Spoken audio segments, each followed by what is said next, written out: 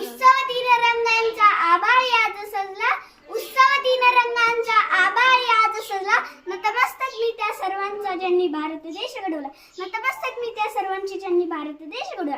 नमस्कार, माझे नाव कार्तिकी सुहास बेरवकर. मी आता 4थी शिकते. माझ्या शाळेचे नाव जिल्हा परिषद प्राथमिक शाळा पिंपळे.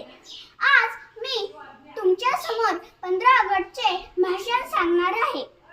ते तुम्ही शांत चित्ताने ऐकावी अशी माझी नम्र विनंती. शब्द थोडक्यात सांगते. त्या काळी आपल्या भारतात इंग्रज आले. हळूहळू व्यापार करू लागले. आपली शेती, जमीन आणि धनधान्यही हिसकून घ्यायचे आणि आपले सोने नाणी तेही घ्यायचे.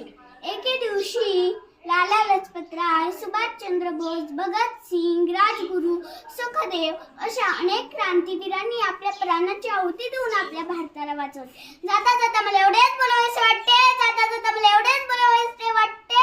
आला आला 15 ऑगस्टचा दिन आला, आला आला 15 ऑगस्टचा दिन आला.